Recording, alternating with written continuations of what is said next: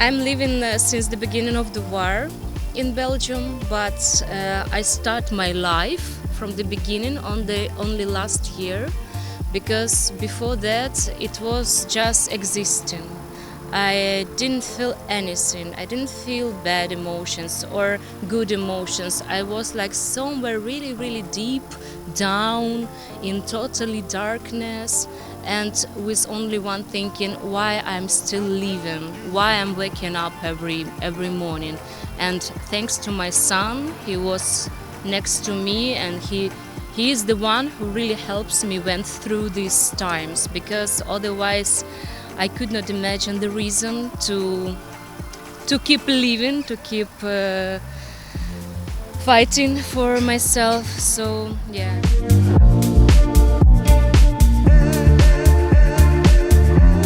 First of all, I didn't expect that I'll go somewhere for long staying. Why Belgium? Because here aunt of my son, she's living here for a long time, and she invited us. And she said in the beginning of the war that everything what is happening right now is terrible, horrible, so you must flee. And we decided that we will go only for a few weeks, just to visit his aunt, our family, part of our family, and we will come back very soon, because it will end very soon. Everybody was sure it's impossible for a long war. That couldn't be, and we really hope in the beginning that Russians also will help us. Civilians, Russian artists, maybe some politics, because everybody thought that people there will support us. Yeah, you understand what I meant.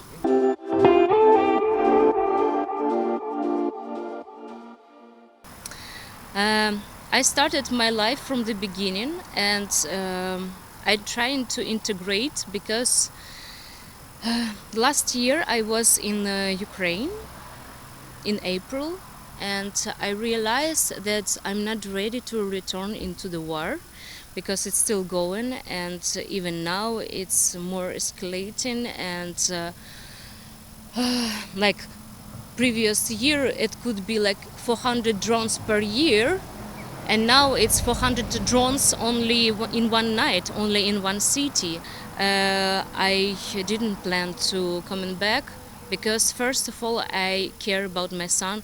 He is the only one person for whom I'm caring, and he's my own child, only one, and I'm divorced, and he means so much for me. So I'm ready to do everything what I can do, and even what I can't do, just for him. After 2 years I was in really bad condition with my voice, because in the beginning I get sick really often and all the time with my throat. So after 1 year I had problems with my voice. I started to lose it, I could not control it, and every time when I went to the stage was really terrifying for me, because I could not control something what I could control for whole my life, and something what was very, very natural for me gone. And then I realized that I lose everything because of the Russians, and I'm not ready to lose my voice. So that's something that I want to keep for me.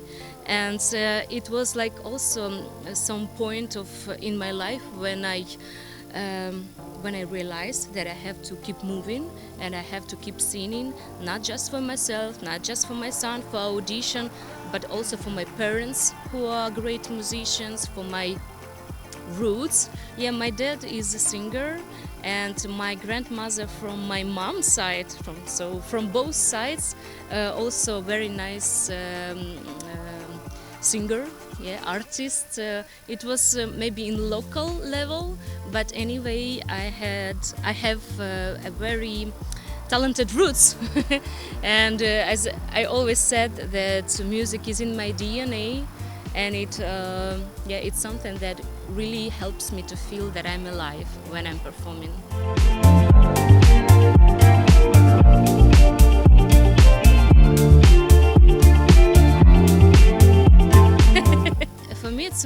whole story how we met, because he knew about me from the beginning. Some friend of us, she knew Richard, she knew me, and she told him that here is a Ukrainian singer with very nice voice, maybe you could help her.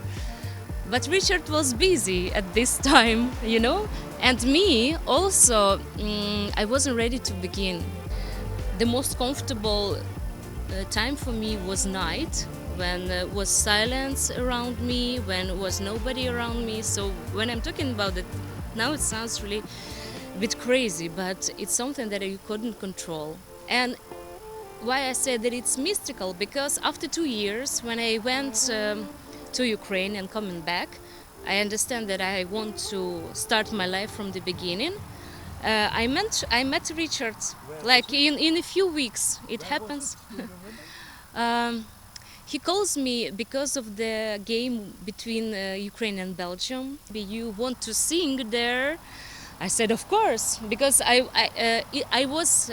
It was the time after 2 years when I said, okay, now I'm open for everything. I want to perform everywhere where I will be proposed.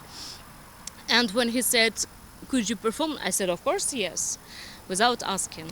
But he said, first of all, we have to meet, and I invite you in a church in Alst, in Hartkerk.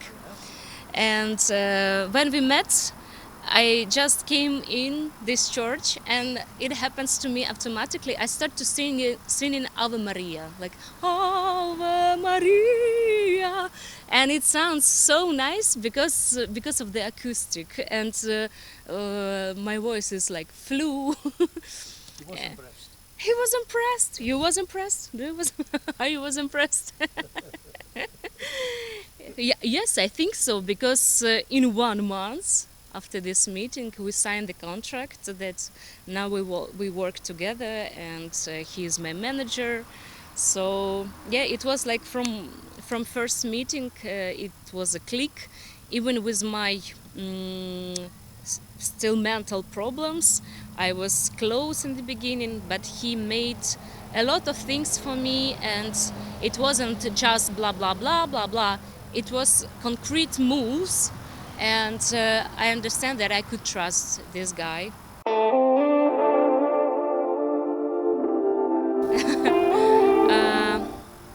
Actually, it's also a point, because he proposed a contract for 3 years in the beginning, and I said that I'm not ready, because if the war is over, I want to come back.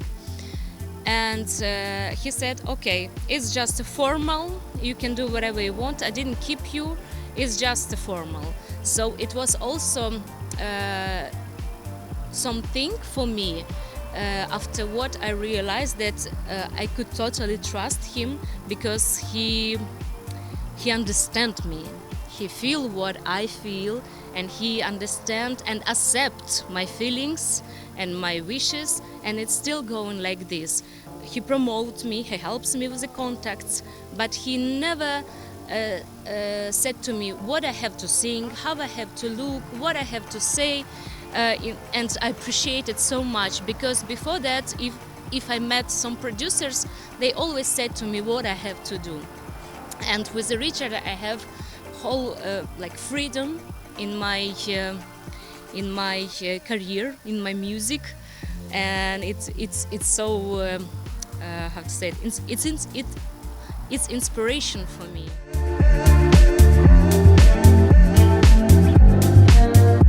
It's co-working, because he found composers, he found people who want to work with me, who could propose something for me, and then I decide what I want to sing, what I don't want, how it could be.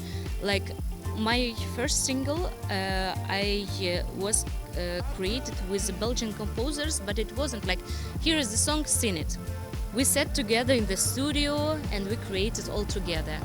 And they heard me, they understand everything what I want to bring with this music, and I was also a part of this creative process. And this song is very valuable for me, because I sang there not only in English but also in Ukrainian. I'm not singing, I'm speaking I have a small speech there also for for Ukrainian audience. And there is also a small part of Ukrainian anthem in this part, and all the people from Ukraine who listened to this, they got very emotional, and I understand that it was the right decision. It was honestly, and that's why it could touch someone's heart.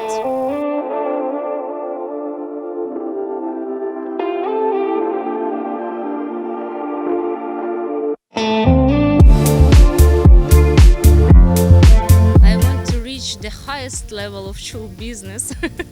Yeah, I'm smiling because I know how hard this way, and it's so complicated to be heard in a modern world when content creating every second in an impressive yes, really fast, and but this is my biggest dream, to perform in whole world and being heard, and as a consequence to be helpful for my country, because I am helping to Ukraine, to our forces, but for me it's really like small donations, and I want more. I want to support Ukraine because my biggest dream is a peace and independence of my country. It's still deeply in my heart. I'm Ukrainian for 100%, and I never knew it about myself. It's like also some kind of new for me, that it's really important for me, my country and this connection, my roots, and it's my biggest pain to see how my country just destroying, how people dying. Yeah, that's really painful.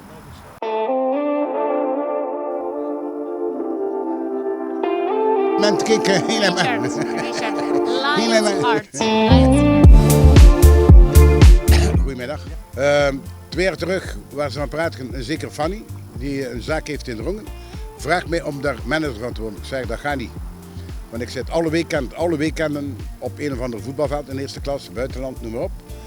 Tot wanneer zij de stem doorstuurde van de X-Factor, waar ze tweede was, in Oekraïne, en de finale in The Voice. En als ik die stem hoorde, zeg ik, wauw.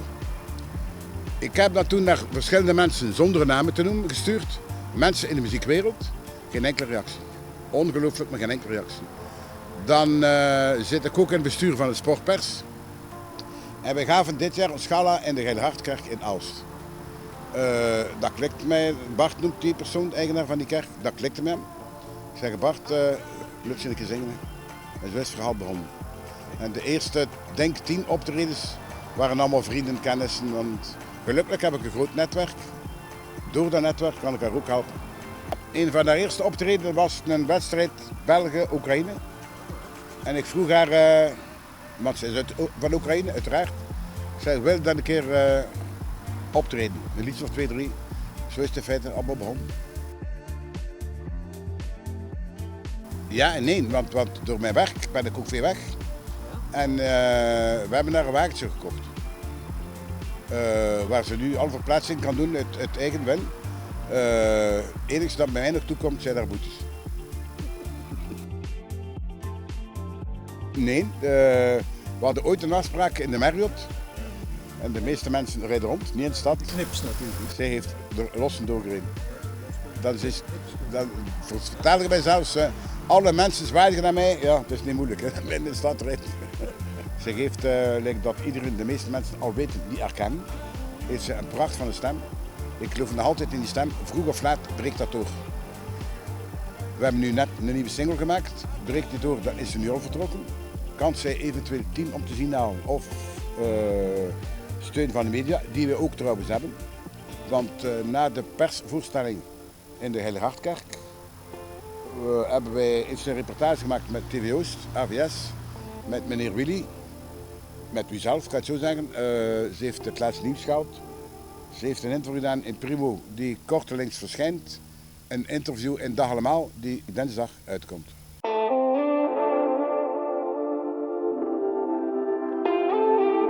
Dus ik ben niet een belover, hetgeen dat niet kan komen.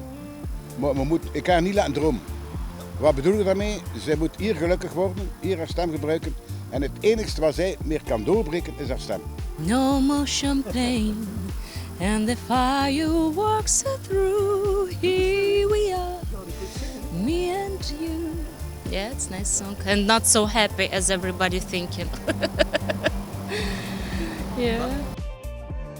Haar stem is er, zeg ik al dikwijls, uw stem is uw geld. U probeert die stem op zoveel mogelijk podia in Vlaanderen te laten horen. Minder, want we hadden een contract, ik kan er ook geen naam in noemen, met een tamelijk klein boekingskantoor. Het was te klein. Ik bedoel, dat waren zaaltjes van 40 tot 50 man, meestal dezelfde plaats. Ze moet hoger mikken, want ze heeft nu een optreden 3 maal op Oostende koersen. Ze kan in oktober 5 maal in de toerist, alleen de grotere zaken dan. Ze zit in camping Kompas, waar ze al opgetraind heeft voor 400 man en een staande ovatie kreeg. Dus waar zij optreedt, mag ze terugkomen. Trouwens, de info, we zitten in het Kasteel van Saffelaere. 24 november treedt ze hier op in het kasteel ook.